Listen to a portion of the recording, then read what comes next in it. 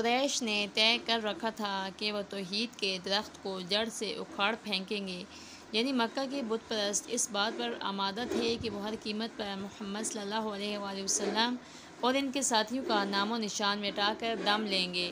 اس دوران میں مدینہ کے یہودی کے جن میں حی بن اخطب بھی شامل تھا، مکہ آئے اور قریش سے مل کر ان سے مذاکرات کیے۔ ان لوگوں کی باہمی ساز باز کے بعد چند دن تیاری میں لگ گئے اور پھر ابو سفیان کی سربراہی میں 10,000 سے زائد افراد پر مشتمل ایک عظیم فوج مکہ سے چل پڑی۔ راستے میں کچھ اور قبائل بھی ان کے ساتھ مل گئے۔ یہ لشکر تباہ کن سیلاب کی طرح آگے بڑھتا رہا۔ جب رسول خدا کو مکہ سے اس لشکر کے روانہ ہونے کی اطلاع ملی تو رسول خدا صلی اللہ علیہ وآلہ وسلم نے اصحاب سے مشورہ کیا تو سلمان فارسی نے کہا، ہمارے ملک کا دستور ہے کہ جب ایک بڑی فوج ہم پر حملہ کرے تو ہم شہر کے گرد ایک خندق کھود لیتے ہیں تاکہ دشمن ہم پر کسی طرف سے بھی وار نہ کر سکے۔ رسول خدا کو بھی یہ تجویز پسند آئی اور اصحاب کے ساتھ مل کر خندق کھودنے لگے۔ جب قریش کی فوج مدینہ کے حدود میں پہنچی تو مسلمان خندق کھودنے کے کام سے فارغ ہو چکے تھے۔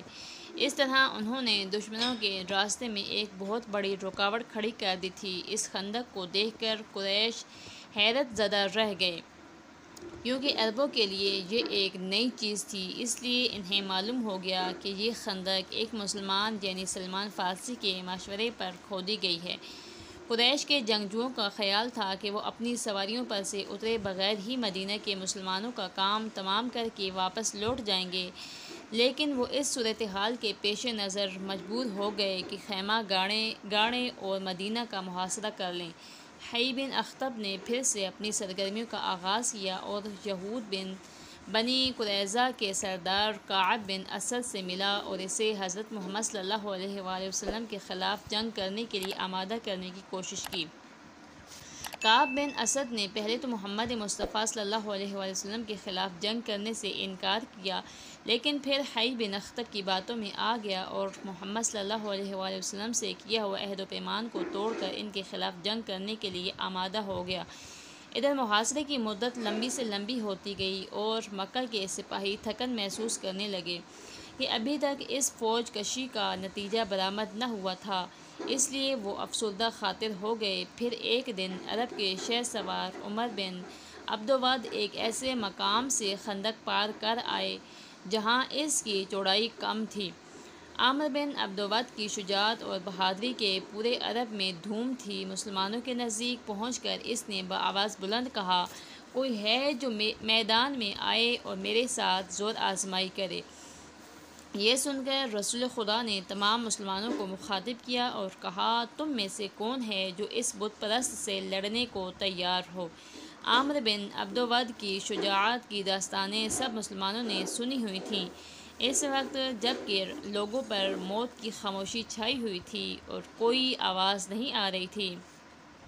فقط حضرت علی علیہ السلام نے رسول خدا کے سوال کا مثبت جواب دیا اور کہا، یا رسول اللہ، اس کے مقابلے پر میدان میں جانے کو میں تیار ہوں۔ ابھی رسول خدا نے آپ کو میدان میں جانے کی اجازت نہیں دی تھی کہ عامر بن عبدود نے دوبارہ آواز بلند کی۔ وہ کہہ رہا تھا، میں نے اتنی دفعہ مبارز طلبی کی ہے کہ میرا گلا بیٹھ گیا ہے، کوئی جواب کیوں نہیں دیتا؟ اے محمد کی پیروی کرنے والوں، کیا تمہارا یہ عقیدہ نہیں ہے کہ اگر تم مارے جاؤ گے تو بہشت میں جاؤ گے اور اگر کوئی تمہارے ہاتھوں مارا گیا تو وہ دوزخ میں جائے گا؟ حضرت علی علیہ السلام اٹھے اور عرض کیا، یا رسول اللہ، میرے علاوہ کوئی اس کا مد مقابل نہیں۔ رسول خدا نے بھی رضامندی ظاہر کی اور آپ نے اپنا عمامہ حضرت علی کے سر پر باندھا، اپنی زرہ پہنائی اور جنگ کے میدان میں بھیج دیا۔ حضرت علی علیہ السلام کی فتح کے لیے دعا مانگی۔ حضرت علی بھی مضبوطی سے قدم جماتے ہوئے میدان میں اترے، عامر بن عبدود کے مقابلے میں آئے اور اسے جواب ان الفاظ میں دیا، خاموش رہ کہ تجھے جواب دینے والا کسی کمزوری کا اظہار کیے بغیر تیرے سامنے آ پہنچا ہے۔ تجھے جواب دینے والا ایک با ایمان اور صاحب بصیرت فرد ہے جو اپنا اجر خداوند کریم سے طلب کرتا ہے۔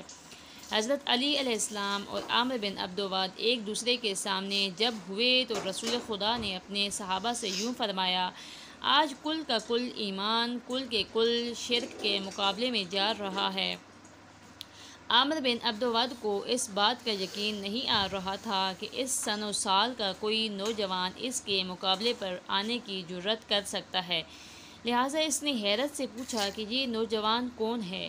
حضرت علی علیہ السلام نے فرمایا کہ میں علی بن ابی طالب بن عبد المطلب بن ہاشم ہوں۔ عامر کے دل میں جنگ بدر میں آپ کی بے نظیر شجاعت تازہ ہو گئی۔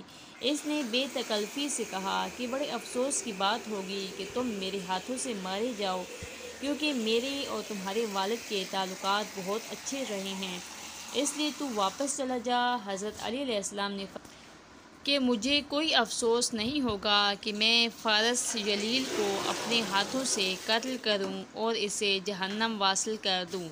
لہٰذا حضرت علی علیہ السلام نے سب سے پہلے اسے شرک کو ترک کرنے اور ایک خدا کی عبادت کرنے کی طرف دعوت دی۔